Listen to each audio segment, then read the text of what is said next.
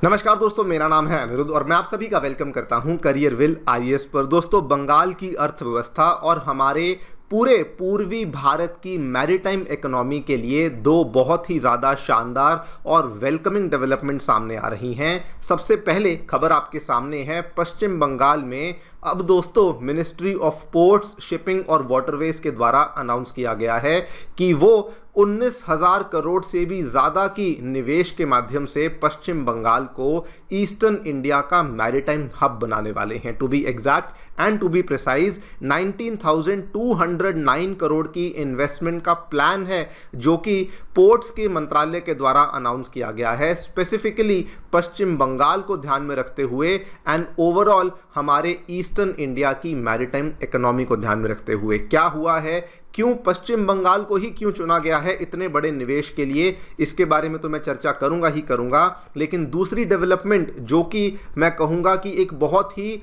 Long pending development थी, जो कि बंगाल को चाहिए थी आज से 10 साल पहले दोस्तों, इवन दो बंगाल की पुरानी सरकार ने ताजपुर डीप सी पोर्ट का ऐलान तो कर दिया था, लेकिन उसके ऊपर किसी भी प्रकार का कोई काम वहां पे शुरू नहीं हुआ था। और आज डेवलपमेंट सामने आ रही है, पश्चिम बंगाल की नई जो सरकार है उन्होंने मिलकर के इस चीज को तय कर दिया है, बोल दिया है कि ताजपुर का जो डीप सी पोर्ट जो कि पहले प्रस्तावित किया गया था वो अनवायबल है, लेकिन उसके बदले में ताजपुर से मात्र 11 किलोमीटर की दूरी पर एक और नई साइट है जिसको आइडेंटिफाई कर लिया गया है और कहा गया है कि भले सेंट्रल गवर्नमेंट जब तक हमें इस चीज़ में सपोर्ट नहीं भी करती, हम लोग अपनी तरफ से यहाँ पे काम करना शुरू करने वाले हैं। आप लोग यहाँ पे देख सकते हैं ये वाली जो डेवलपमेंट है दोस्तों, ये भी कल ही सामने आई है। Bengal proposes new site eight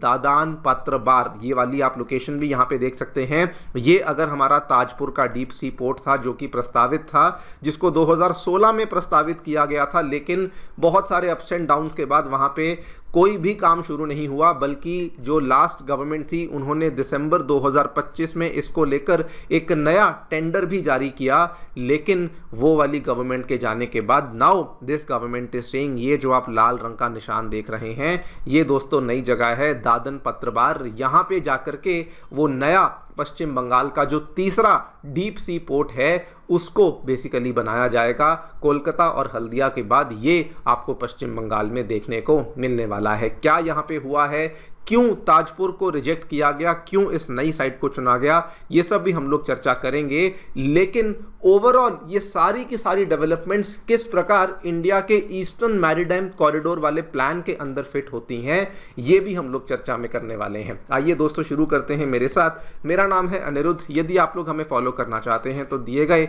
Telegram channel के माध्यम से ऐसा कर सकते हैं। All right, directly coming to the news, क्या देखने मिला है दोस्तों,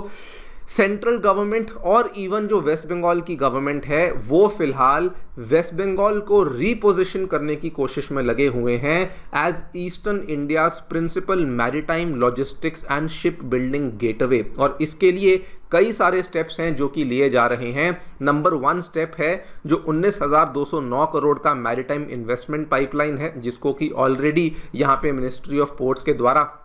कहा गया है कि वो लोग इन्वेस्ट करेंगे। एंड नंबर 2 जो स्टेट गवर्नमेंट है वो भी, जो बहुत लंबे टाइम से ताजपुर के अंदर डीप सी पोर्ट को बनाने की बातचीत चल रही थी, उसको लेकर फाइनली उन्होंने अब एक नई साइट को चूज किया है और वहां पर वो लोग एक नया डीप सी पोर्ट है जो कि पश्चिम बंगाल में बनाने वाले हैं। इन दोनों ही चीज़ों के माध्यम से बेसिकली जो इंडिया का ईस्टर्न मैरीटाइम कॉरिडोर है इसको ये और मजबूत करना चाहते हैं, और उसके माध्यम से जो इंडिया का व्यापार होता है मेनली बे ऑफ बंगाल के थ्रू और mainly south east Asian countries के साथ, उसको भी ये और मजबूत करना चाहते हैं। क्या कुछ हुआ है एक एक करके बताता हूं। सबसे पहले 19,209 करोड़ का जो मैरीटाइम इन्वेस्टमेंट पाइपलाइन है, इसको लेके जो मेन डेवलपमेंट सामने आई है, उन्होंने बताया है ministry of ports, shipping and waterways ने कि हम लोग आने वाले 5 ईयर्स के अंदर अंदर इतनी इन्वेस्टमेंट है जो कि पश्चिम बंगाल बंगाल में करने वाले हैं,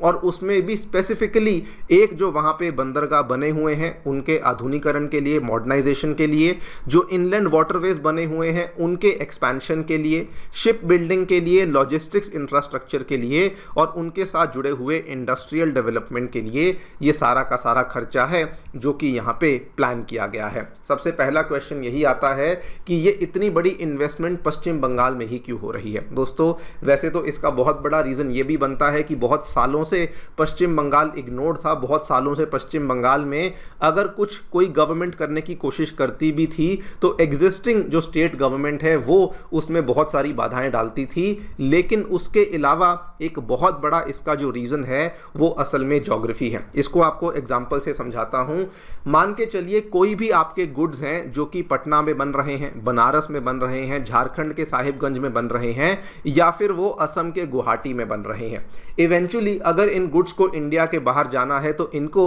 समुंदर का एक्सेस चाहिए ही चाहिए, और इन सभी स्टेट्स के लिए जो ईजीएस्ट रूट बन जाता है वो मेनली वेस्ट बंगाल के थ्रू ही बनता है। तो बस सेंट्रल गवर्नमेंट की यहाँ पे यही सोच थी कि देखिए पश्चिम बंगाल में कोलकाता पोर्ट है, पश्चिम बंगाल में हल्दिया पोर्ट है, पश्चिम बंगाल का रिवर कार्गो भी तेजी से बढ़ रहा है, ईस्टर्न इंडिया की इकोनॉमी भी तेजी से बढ़ रही है। बिकॉज ये सब चीज़ें हो रही हैं इसीलिए हम लोग 19,209 करोड़ का निवेश करेंगे सो दैट जो एग्जिस्टिंग पोर्ट्स हैं इनको मॉडर्नाइज किया जा सके, इनकी कैपेसिटी को इंक्रीज किया जा सके, सो दैट जो इनलैंड वाटरवेज हैं इनको एक्सपैंड किया जा सके, सो दैट जो ईस्टर्न इंडिया की बढ़ती हुई इकोनॉमीज हैं इनको किसी ना किसी तरीके से सेंट्रल गवर्नमेंट सपोर्ट कर सके। To put it very very simply, जिस तरीके से दोस्तों गुजरात को एस्टैब्लिश किया गया, आज की डेट में गुजरात एक ऐसा प्रदेश है जिसमें कि मेजर पोर्ट होने के साथ साथ ना जाने कितने सारे माइनर पोर्ट्स, 40 से भी ज़्यादा माइनर पोर्ट्स देखने को मिल जाते हैं,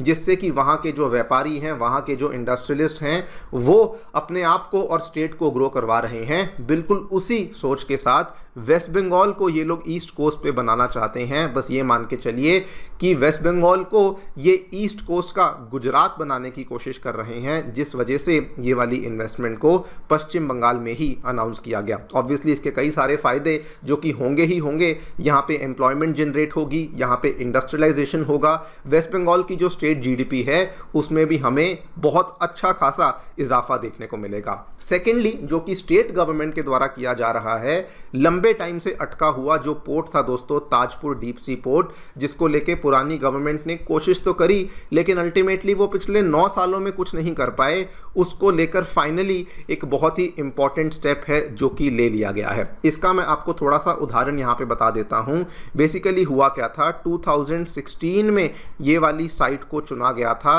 साइट का नाम था ताजपुर और साइट को चुना गया था डीप सी पोर्ट बनाने के लिए। और इनफैक्ट 2022 में जाकर के देखिए इस पर्टिकुलर पोर्ट को डेवलप करने के लिए अदानी पोर्ट्स को चूज भी कर लिया गया था, लेकिन प्रोग्रेस आगे नहीं बढ़ा। बहुत सारे regulatory issues, land issues, connectivity issues आए, जिसके चलते स्टेट ने वो वाले अवार्ड को टर्मिनेट ही कर दिया और उसके बाद उन्होंने दिसंबर 2025 में जाकर के एक नए टेंडर को इशू किया कि हम तो जी ताजपुर में नया जो डीप सी पोर्ट है वो किसी और प्लेयर को लेकर आएंगे, उसके माध्यम से बनवाएंगे। लेकिन अभी जो नई गवर्नमेंट आई है उन्होंने साफ साफ कहा कि देखिए ताजपुर के अंदर डीप सी पोर्ट नहीं बनने वाला। जो डीप सी पोर्ट है वो वहां से रफली 11 किलोमीटर दूर जगह आती है, दादन पत्रबार, वहां पे जाकर के हम लोग इस पर्टिकुलर पोर्ट को बनाएंगे। And the best part is कि ताजपुर में जहां पे स्टेट गवर्नमेंट के पास किसी प्रकार की लैंड अवेलेबल नहीं थी, वो प्रॉब्लम दादन पत्रबार में नहीं है, बिकॉज वहां पे 1700 एकड़ की जो स्टेट ओन्ड लैंड है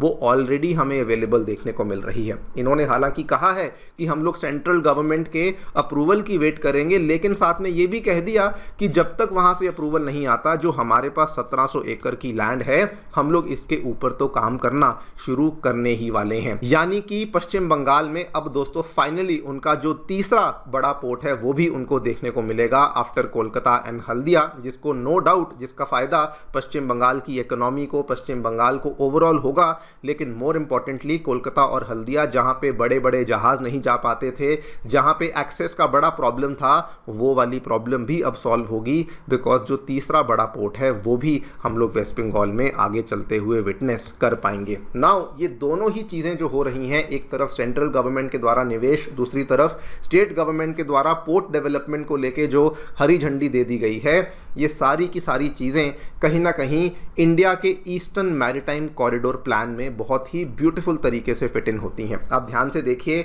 दोस्तों, इंडिया का जो ईस्ट कोस्ट इकोनॉमिक कॉरिडोर या मैरीटाइम कॉरिडोर का प्लान है, वो प्लान बेसिकली क्या है कि हम लोग जो हमारे ईस्टर्न इंडिया पे लगे हुए पोर्ट्स हैं उनको तो आपस में हम लोग कनेक्ट करना चाहते ही हैं, लेकिन उसके साथ में हम लोग ये वाले पोर्ट्स को बेसिकली दुनिया भर के जितने भी दूसरी कंट्रीज़ हैं, भले वो साउथ ईस्ट एशियन कंट्रीज़ हों, भले वो ईस्ट एशियन कंट्रीज़ हों, उनके साथ भी कनेक्ट करना चाहते हैं। इनफैक्ट कुछ तो ये भी रिपोर्ट्स बताती हैं कि वो वाले पोर्ट्स को हम लोग रशिया के साथ भी जाकर के कनेक्ट करना चाहते हैं, जो कि आपको मालूम होगा चेन्नई व्लादिवोस्तोक वाला जो कॉरिडोर है वो तो ऑलरेडी यहाँ पे प्रस्तावित है ही, लेकिन अब इंडिया का टारगेट है कि बाकी भी जो पोर्ट्स हैं उनको भी इसी तरीके से बेसिकली रशिया हुआ, चाइना हुआ, साउथ ईस्ट एशियन कंट्रीज़ हुई, उन सभी कंट्रीज़ के साथ कनेक्ट किया जा सके। एंड दोस्तों, ये जो पूरा का पूरा प्लानिंग किया जा रहा है, पश्चिम बंगाल में 19,000 करोड़ का निवेश हुआ,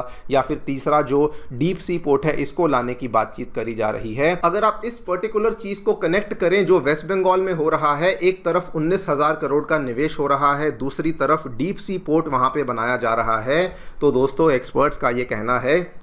कि ये जो वेस्ट बंगाल में हो रहा है ये सभी चीज़ें आइसोलेशन में नहीं होंगी, बल्कि ये सभी की सभी चीज़ें दोस्तों एक नोड की तरह वेस्ट बंगाल बेसिकली काम करेगा, बिकॉज इस पर्टिकुलर डेवलपमेंट से ईस्टर्न इंडिया की मैन्युफैक्चरिंग एक्टिविटीज़ को बूस्ट मिलेगा, एग्रीकल्चरल एक्टिविटीज़ को बूस्ट मिलेगा, हमारे गंगा रिवर सिस्टम में फंक्शन करने वाले इनलैंड वाटरवेज को बहुत बड़ा बूस्ट मिलेगा, हमारा जो व्यापार है आसियान देशों के साथ, रशिया के साथ, इन सब व्यापार के रूट्स को भी बहुत ही बड़ा बूस्ट मिलने वाला है। इसी बेसिस पे दोस्तों कहा जा रहा है ये दोनों ही डेवलपमेंट्स की वजह से पश्चिम बंगाल ईस्टर्न इंडिया का एक नया मैरीटाइम हब यहाँ पर बन करके उभरेगा। क्या होता है आगे चल करके ओनली टाइम विल टेल। आप लोग जो भी सोचते हैं डेफिनेटली बताएं कमेंट सेक्शन में। Thank you so much for listening. Stay tuned and stay